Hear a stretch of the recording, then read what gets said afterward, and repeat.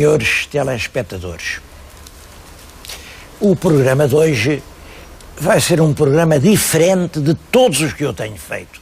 Para mim é realmente um programa especial.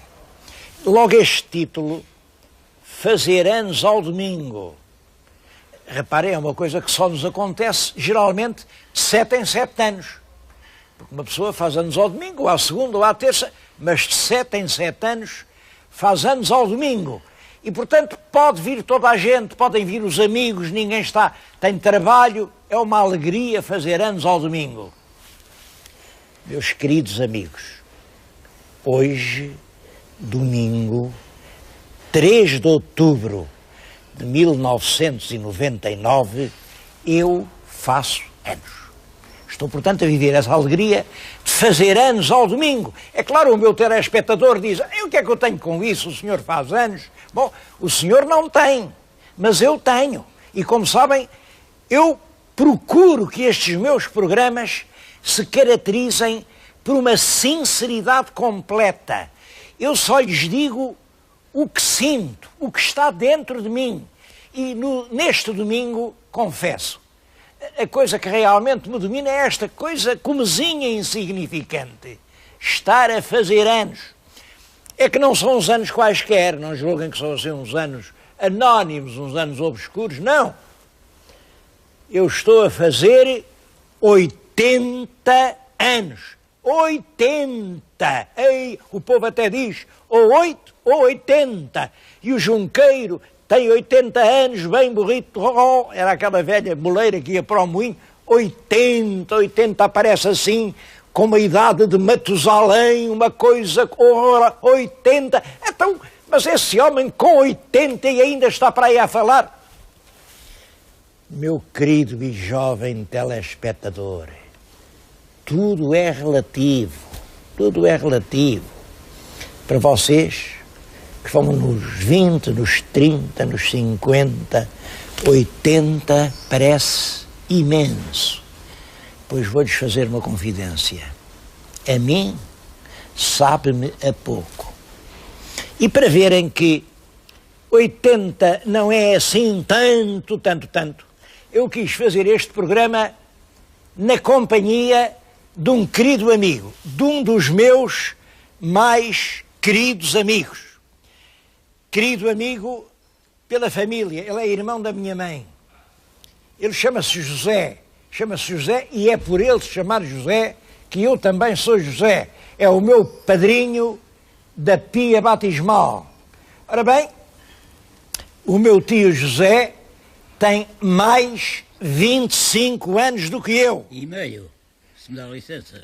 Ora, bem, são coisas que aqui tem, bom, certo, ele está sempre atento e, como vão ver, é um homem perfeitamente válido, perfeitamente lúcido e quero-lhes dizer que é um homem por quem eu sinto muito orgulho.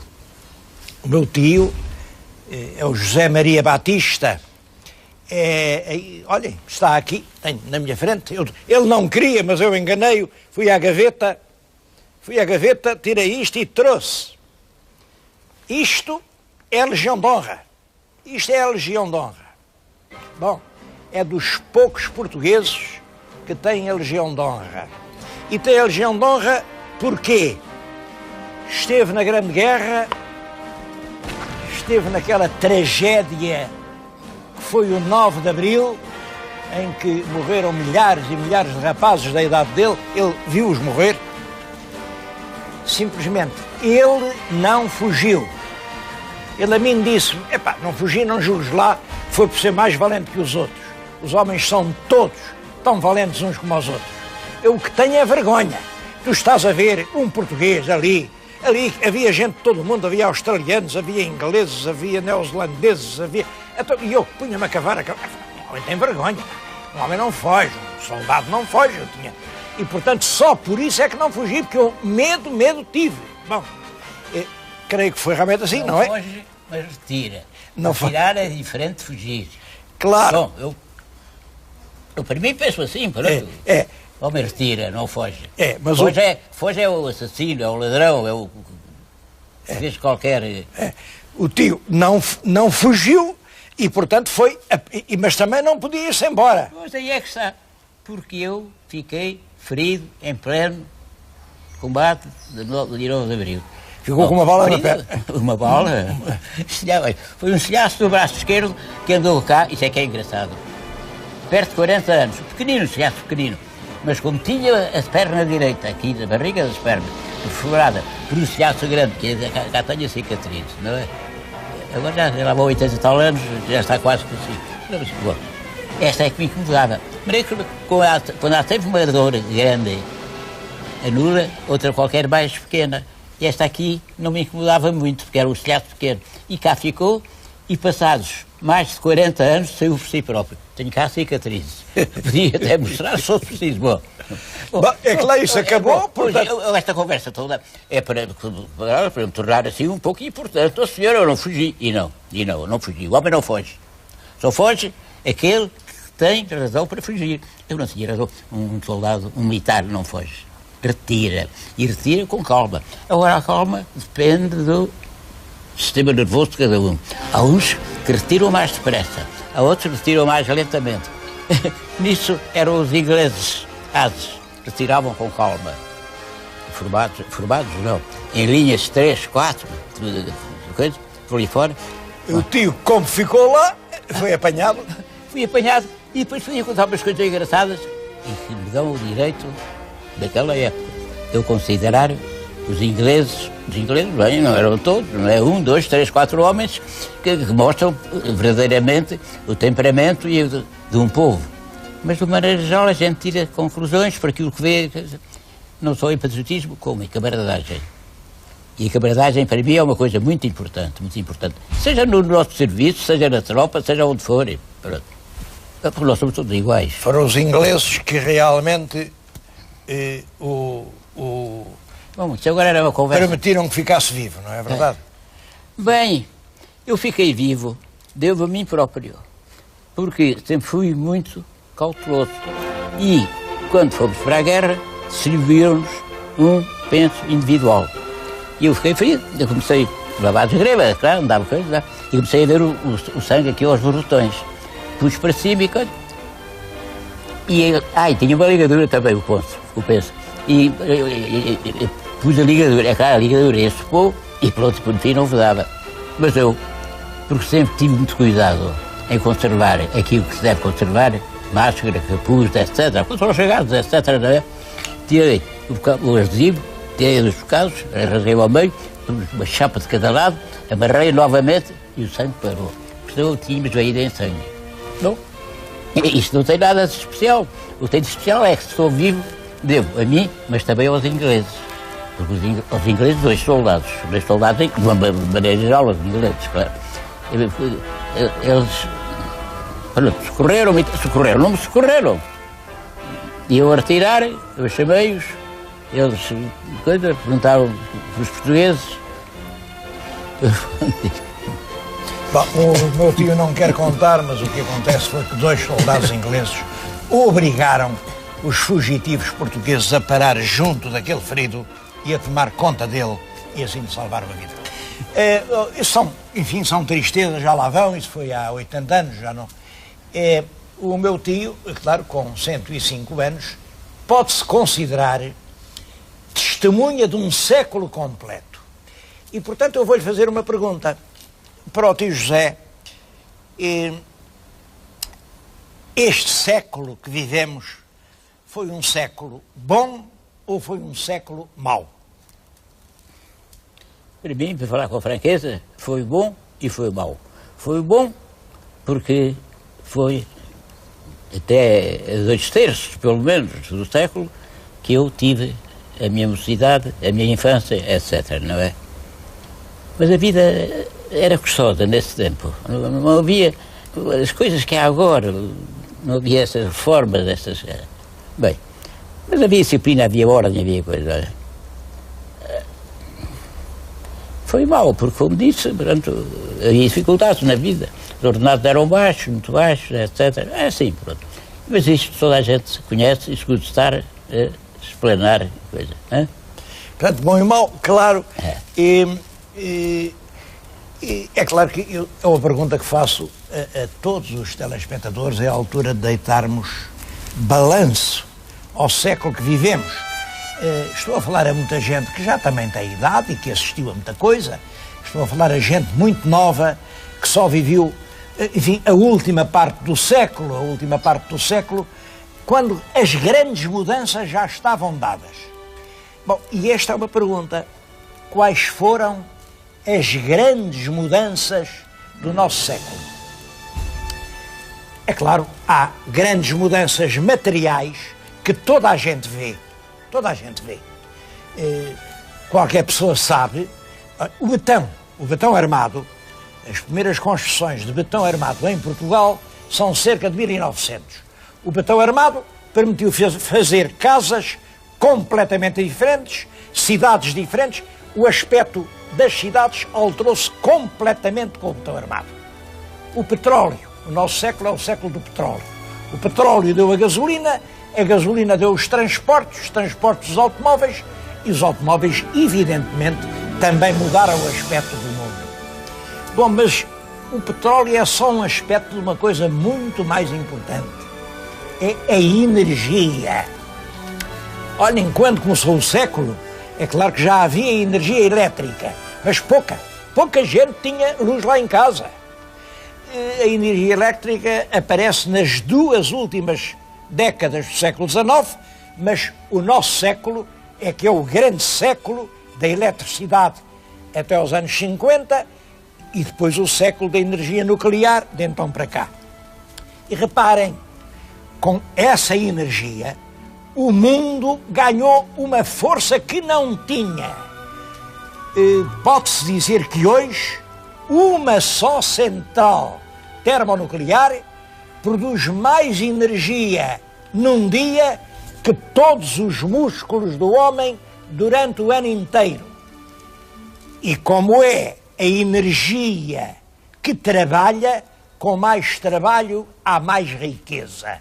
O nosso século é, em toda a história da humanidade, o século em que o aumento da riqueza humana foi maior. O tio sabe, quando o tio nasceu, quem é que tinha automóvel? Ninguém. Quem é que tinha telefone? Ninguém. Quem é que tinha tapetes no chão? Ninguém. Quem é que... Nada. Um homem tinha um equipamento pobríssimo. Um homem, no fundo, se tivesse um par de botas e um fatito lá de 5 em 5 anos. Era mais ou menos... Bom, agora, reparem, a mudança é enorme. Mandava-se voltar os fatos, etc. O fato mandava-se virar, é claro, para durar 2 vezes. E as botas iam muitas vezes ao sapateiro. Desde o salto até às tombas, até às raspes. Tudo isso acabou porque hoje realmente há muito mais dinheiro. Bom, também é verdade que nunca a riqueza esteve tão mal distribuída.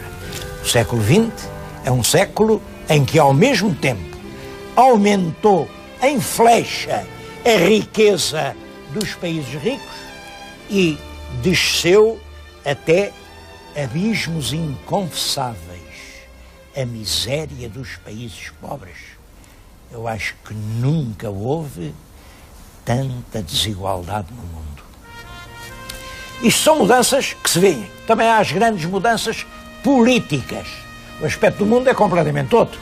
Quando o meu tio foi para a guerra, quando saiu daqui, rapaz, contente, ia para a guerra, ia servir a pátria. Contente não ia, mas vamos lá.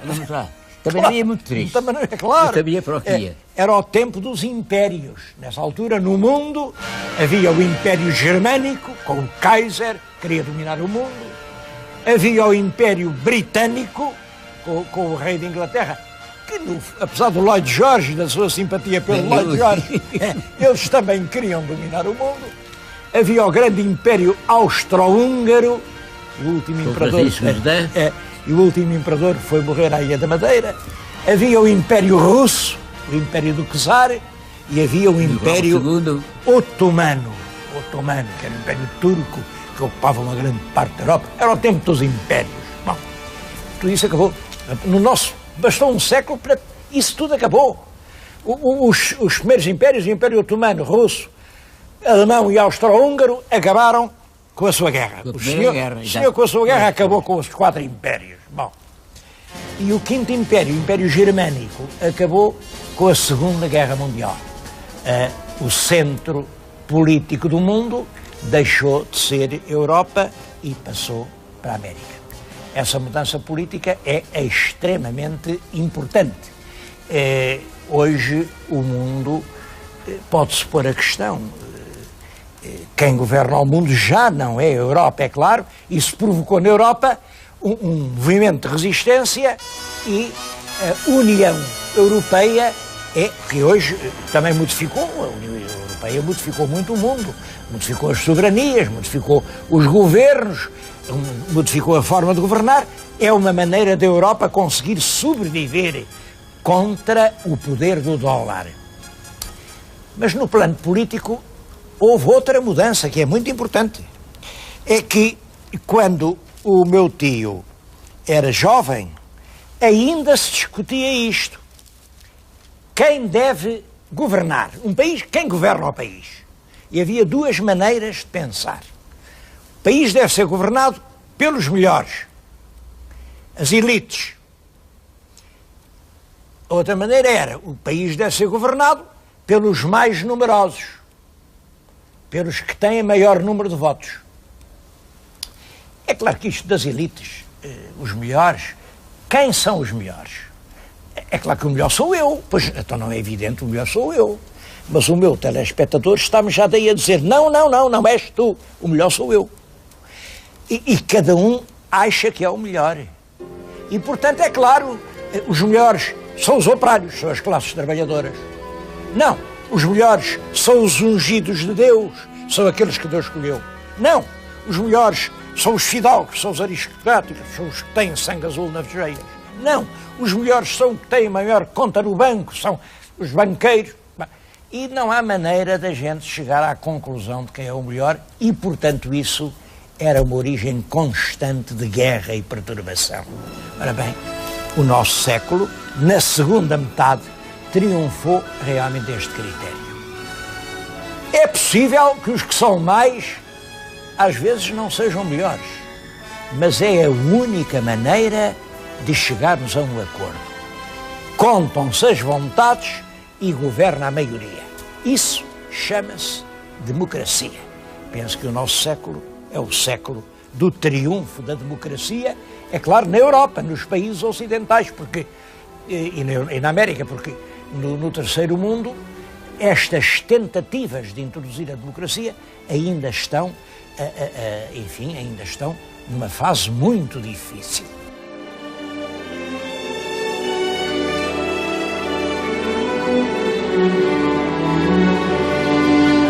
Nunca ouviu dizer quem não trabuca não manduca? Ganharás o pão com o suor do teu rosto? É preciso trabalhar para viver? Isso hoje não é verdade.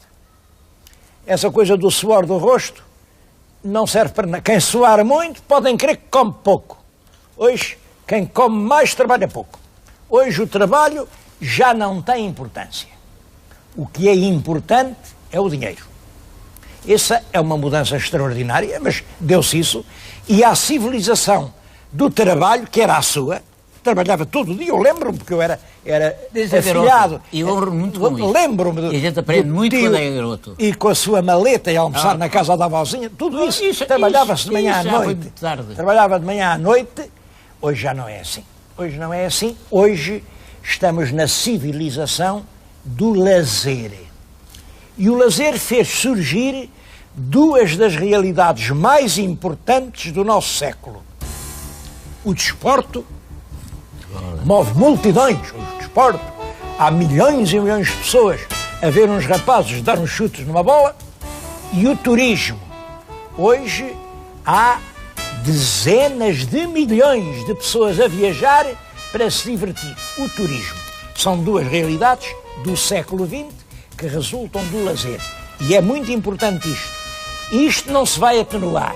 Isto, no século que vem, vai ser cada vez mais importante. É claro que isto teve uma consequência enorme. O facto do trabalho ter um papel muito menos importante na civilização, veio retirar a força dos trabalhadores.